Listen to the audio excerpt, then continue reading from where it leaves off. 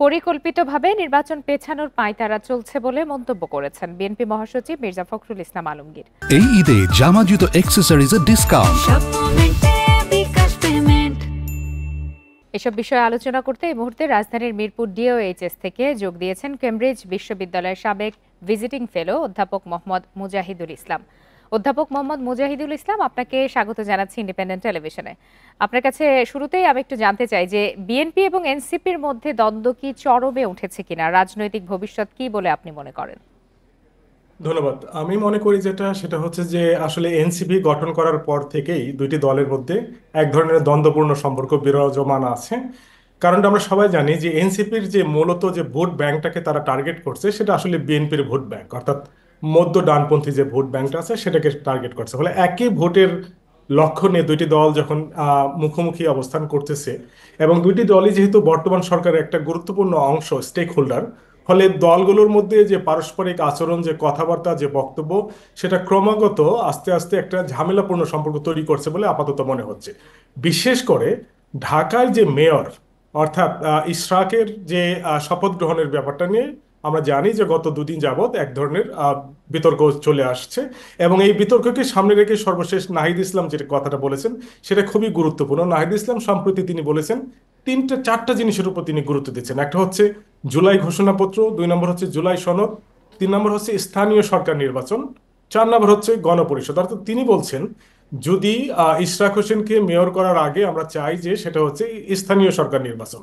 এখন বিএনপির অবস্থানটা হচ্ছে আগে জাতীয় নির্বাচন আর এনসিপির অবস্থানটা হচ্ছে আগে স্থানীয় নির্বাচন। এই বিষয়টা নিয়ে পারস্পরিক বিতর্ক হচ্ছে। এর পাশাপাশি আমরা আরো কিছু দেখি, যেমনটি হচ্ছে যে কুমিল্লায় হাসনাতকে স্থানীয়ভাবে 7 দিনের জন্য সময় দেওয়া হয়েছে ক্ষমা চাওয়ার জন্য, অথবা তাকে সেখান থেকে তাকে সেখান থেকে অবাঞ্ছিত ঘোষণা করা হবে। স্থানীয় বিএনপির যে নেতারা তারা সেটা ঘোষণা করেছে। কিন্তু আমি যেটা মনে করি যে দুটি ঘটনায়, অর্থাৎ যে মেয়র নিয়ে যে ইশরাকের যে সমর্থক গোষ্ঠী এবং কুমিল্লায় যে আঞ্চলিক নেতৃত্ব, এই দুটি কিন্তু আমরা বলছি যে আঞ্চলিক বিএনপির নেতৃত্ব। এই ব্যাপারে বিএনপির সরাসরি রাজনৈতিক কোনো ঘোষণা নেই, অর্থাৎ এনসিপির সঙ্গে বিএনপি দলীয়ভাবে দলীয় ফোরাম থেকে কোনো বিরোধিতা করছে না।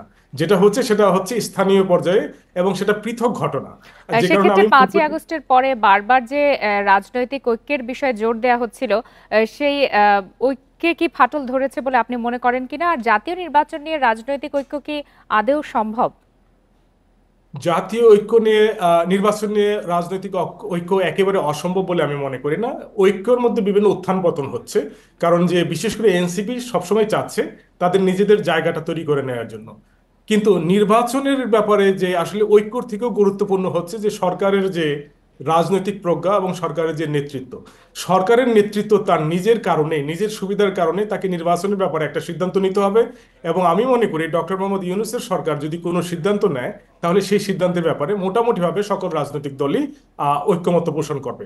কারণটা হচ্ছে এই জায়গাটা হচ্ছে তিনটি পক্ষে বা চারটি পক্ষ, আমি এখন বলবো তিনটি বড় রাজনৈতিক দল, আরেকটি হচ্ছে সরকার। চারটি পক্ষের জন্য একটা এক্সিট ওয়ে দরকার। সরকারের জন্য হচ্ছে এক্সিট ওয়ে, কারণ তাকে নির্বাচন শেষ করে চলে যেতে হবে।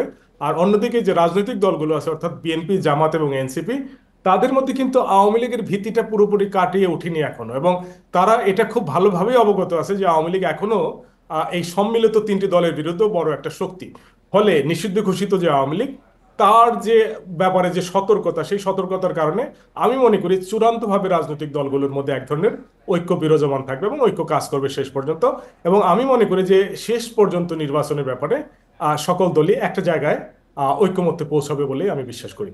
আমরাও সেটা বিশ্বাস করতে চাই। অধ্যাপক মুজাহিদুল ইসলাম, আপনার কাছে আরেকটু জানতে চাই, আপনি যে বলছিলেন যে এই মুহূর্তে চারটি পক্ষ, তিনটি বড় রাজনৈতিক দল এবং সরকার, সেক্ষেত্রে সংস্কার, নির্বাচন এবং ঐক্য নিয়ে কোথাও কোনো জট লেগেছে বলে আপনি মনে করেন কিনা এই মুহূর্তে সাম্প্রতিক পরিস্থিতি নিয়ে যদি বলেন? নির্বাচন নিয়ে নানান রকমের প্রশ্ন উত্থাপিত হচ্ছে, সন্দেহ হচ্ছে। আমরা আজকেও শুনেছি যে মির্জা ফখরুল, বিএনপির মহাসচিব, তিনি বলছেন যে নির্বাচনে কালক্ষেপণ করা হচ্ছে, ষড়যন্ত্র হচ্ছে।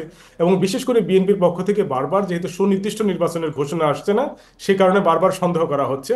অন্যদিকে সরকারের পক্ষ থেকে বারবার বলা হচ্ছে ডিসেম্বর থেকে জুনের মধ্যে আমরা নির্বাচন দেব এবং সেটা সকলেরই ঘোষণা। মানে সরকারের যে বিভিন্ন অংশ আছে সবাই বারবার একটা জায়গায় গুরুত্ব দিচ্ছে যে ডিসেম্বর থেকে জুনের মধ্যে নির্বাচন হবে। নির্বাচনের ব্যাপারে আমি মনে করি খুব বেশি সংকট নাই, কিন্তু এটা হচ্ছে রাজনৈতিক দলগুলো সরকারকে এক ধরনের চাপের মধ্যে রাখতে চাচ্ছে, যাতে করে কোনোভাবেই নির্বাচনটা একটা নির্দিষ্ট সময়ের পরে না যায়।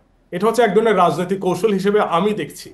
দ্বিতীয় বিষয়টা হচ্ছে যে সংস্কারের বিষয়টা কিছুটা মানে অন্যান্য যে আলাপ আলোচনা তার মধ্যে কিছুটা চাপা পড়ে গেছেই বলে আমার মনে হচ্ছে, বিশেষ করে নির্বাচনের সন্দেহ। আরেকটা জিনিস হচ্ছে করিডোর এবং পোর্ট নিয়ে যে আলোচনা হচ্ছে, সেই আলোচনার মধ্যে দিয়ে সংস্কারের বিষয়টা কোথায় যেন একটু হারিয়ে গেছে বলে মনে হচ্ছে। এবং আমি যেটা বুঝতে পারছি সেটা হচ্ছে যে এই সরকারের পক্ষে খুব দ্রুত সম্ভবত বড় কোনো সংস্কার করা আলটিমেটলি সম্ভব হবে না, এবং সেই পথে সরকার খুব বেশি আছে বলেও মনে হচ্ছে না।